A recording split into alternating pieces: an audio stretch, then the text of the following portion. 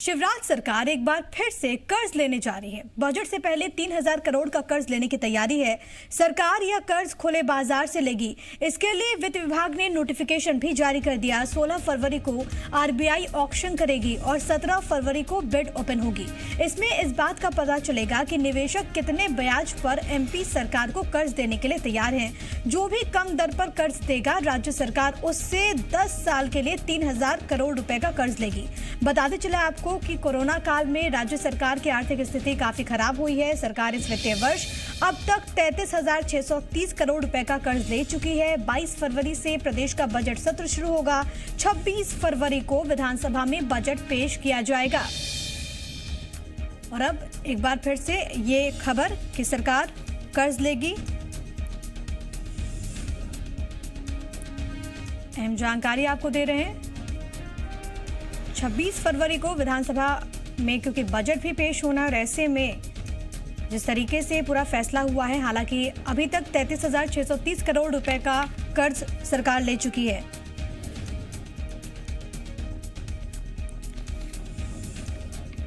और तमाम जानकारी के साथ हमारे एसोसिएट एडिटर हरीश दिवेकर इस वक्त लाइव मौजूद है। सीधे उन्हीं का रुख करते हैं। हरीश जी, किस तरीके से इसे देखें, क्योंकि पहले से ही सरकार ने तमाम जगहों से कर्ज लिया है और अब एक बार फिर से बात कही जा रही है कि सरकार एक बार फिर से कर्ज लेने की तैयारी में है।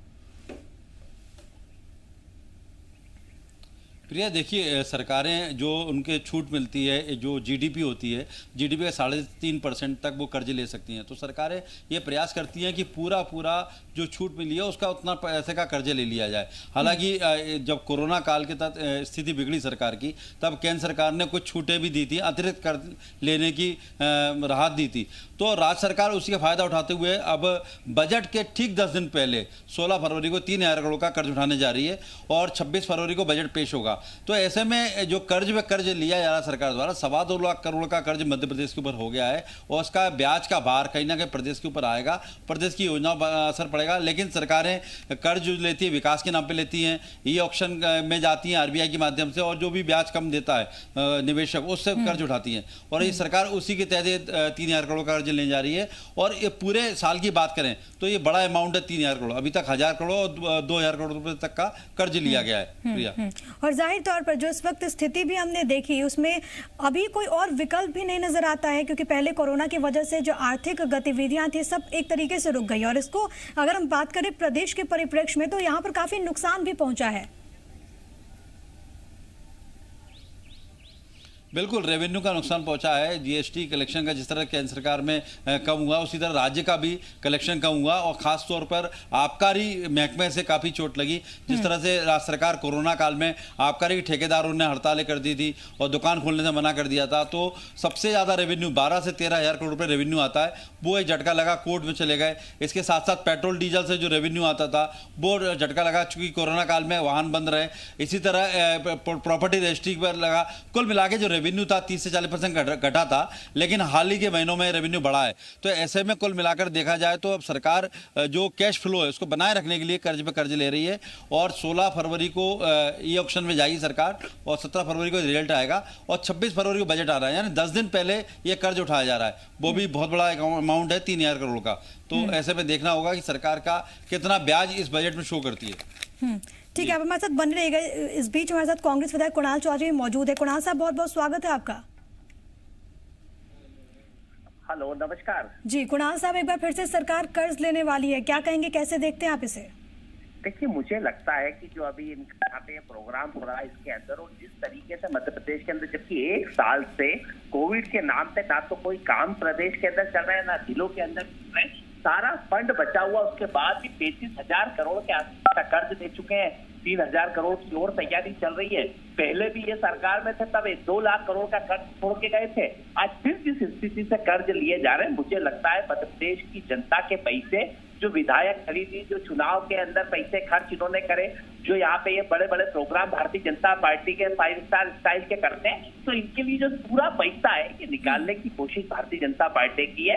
एक भी ऐसा मूल काम जो जनता से जुड़ा हो, आज पेट्रोल 100 के पास हो गया, ना तो पेट्रोल के ऊपर टैक्स करा गया, पेट्रोल से भी इनको बहुत बचत हो रही है। हर तरीके से फंडिंग है, ना तो उसका कोई सदुपयोग हो रहा है, ना तो कोई अभी तक एक भी नई रोड 20 साल से बची है, ना कोई उसके क्या हो रही है, कहीं ना कहीं एक बड़ी लूट की साजिश जो कोरोना के नाम पे इन्होंने लूटा है, उसको लूट के उस पैसे को निकालने का काम कर रहे हैं। चौधरी साहब, लेकिन उस ओर से तर्क ये दिए जा रहे हैं, ये बात कही जा रही है कि हम प्रदेश के विकास के लिए, क्योंकि कोरोना की वजह से कई सारी चीजें प्रभावित हुई और क्योंकि अर्थव्यवस्था बेपटरी हो गई थी और इसी वजह से ऐसी स्थिति आ गई है, प्रदेश के विकास के लिए हम ये कर्ज ले रहे हैं। क्यों आप मंशा पर आप क्यों सवाल उठा रहे हैं? क्या मंशा बताए ना, विकास के लिए खुल के चर्चा करें, सदन के अंदर चर्चा करें कि हमने ये विकास कर रहे हैं, ये कर रहे हैं, क्या बताए ना, एक कौन सा काम है विकास का जिसको कह रहे हैं कि इन्होंने काम करा और जिसके लिए कर्ज ले रहे हैं, किस काम के लिए ले रहे हैं? कोई प्रोजेक्ट इन्होंने नए दिए नहीं, बजट इन्होंने पिछली बार का दिया नहीं, कोई खर्चा नए काम चालू करे तो फिर खर्चा जा कर है। कौन सा नया काम बताया ना कि ये काम के लिए 3,000 करोड़ का फंड लिया और 35,000 करोड़ का फंड पहले क्यों लिया था?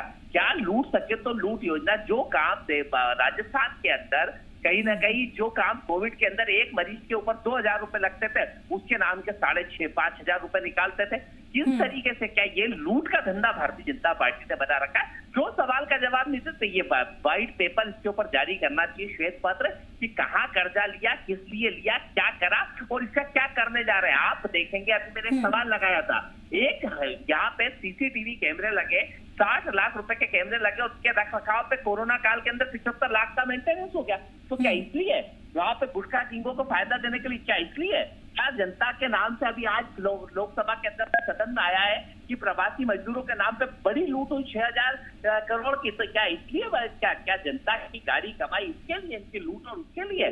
जवाब देना पड़ेगा, हिसाब देना पड़ेगा। क्यों मंचा पे सवाल नहीं उठाएंगे? जनता ने हमें काम दिया है, जनता के जनप्रतिनिधि है, जनता का पैसा क्या इसके घर का पैसा हो तो ये देखे जाए, नहीं पूछेंगे सवाल? ये क्या जनता के पैसे पे सवाल नहीं उठाएंगे, बात नहीं करेंगे? क्यों नहीं उठाएंगे? बिल्कुल चौधरी साहब, आप विपक्ष में, आपकी जिम्मेदारी बनती है कि अगर आपको कुछ गलत लग रहा है तो आप सवाल उठाइए। चौधरी साहब हमारे साथ बने रहिएगा। हमारे साथ हमारे एसोसिएट एडिटर इस वक्त हरीश दिवेकर साहब भी मौजूद हैं। हरीश जी, आपसे कुछ सवाल पूछना चाहते हैं। हरीश जी।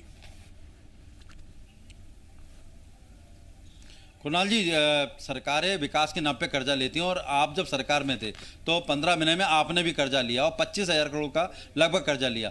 तो इसमें कर्जा लेने में गलत क्या है? जो कि केंद्र सरकार 3.5% जीएसडीपी का देती है कि 3.5% तक राज्य सरकारें कर्ज ले सकती है।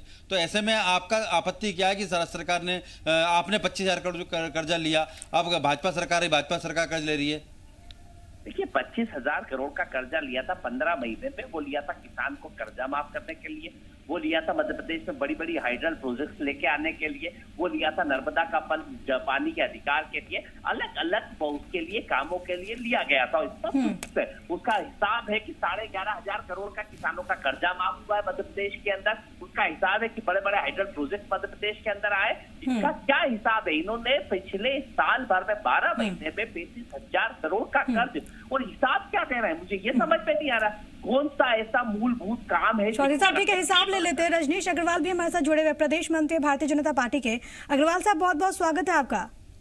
जी धन्यवाद। अग्रवाल साहब, फिर से एक बार कर्ज लेने वाली है सरकार। विपक्ष ये आरोप लगा रहा है कि आखिरकार क्यों कर्ज में डुबो रही है मध्य प्रदेश को शिवराज सरकार? देखिए, जब कोई भी राज्य सरकार कर्ज लेती है तो उसकी सीमाएं बनी हुई हैं। जो केंद्र सरकार के द्वारा और जो केंद्रीय रिजर्व बैंक है उसके द्वारा वो सीमाएं तय हैं, और हमारा जो फिजिकल डिपॉजिट है उसके मुकाबले अभी हम बहुत अंदर हैं कर्ज लेने की सीमा में। और कर्ज लेना अर्थशास्त्र के मुताबिक गलत नहीं है। कर्ज हमने पूंजीगत व्यय के लिए लिया है, कर्ज हमने अपने योजनाओं के क्रियान्वयन के लिए लिया है। हमने कर्ज जो लिया है उसका फलीभूत परिणाम यहाँ मध्य प्रदेश में दिखाई पड़ रहा है। जो पूरे विकास के प्रोजेक्ट, अधोसंरचना के काम 15 महीनों में कांग्रेस के जमाने में बंद हो गए, कोरोना काल होने के बावजूद भी उनमें गति देने का काम हमारी सरकार में शुरू हुआ। सड़कों का हो, पुलियों का हो, वो तेजी से काम करना शुरू हुआ। नगरीय इलाकों में आप देखें, महानगरों के इलाकों में तो ब्लू प्रिंट बन के, रोड मैप बन के तैयार होकर उन पर तेजी से काम होना शुरू हुआ है। इनको दिखाई नहीं देगा, इनको दिखाई दे भी नहीं सकता, क्योंकि ये समझ इनके अंदर है भी नहीं।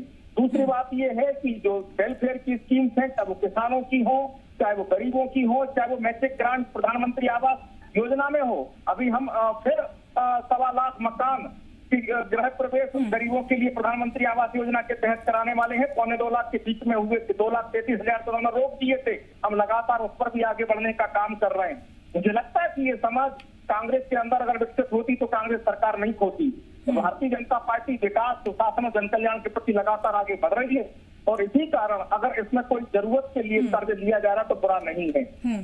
चलिए ठीक है सर, सियासी आरोप प्रत्यारोप के बीच उम्मीद यही है कि इससे कहीं ना कहीं प्रदेश का फायदा हो। बहुत बहुत शुक्रिया रजनीश अग्रवाल आपका, बहुत बहुत शुक्रिया कुणाल चौधरी आपका हमारे साथ जुड़ने के लिए, अपनी बात रखने के लिए बहुत बहुत शुक्रिया, हरीश जी आपका हमारे साथ जुड़ने के लिए, तमाम बातचीत और तमाम जानकारी हम तक पहुंचाने के लिए।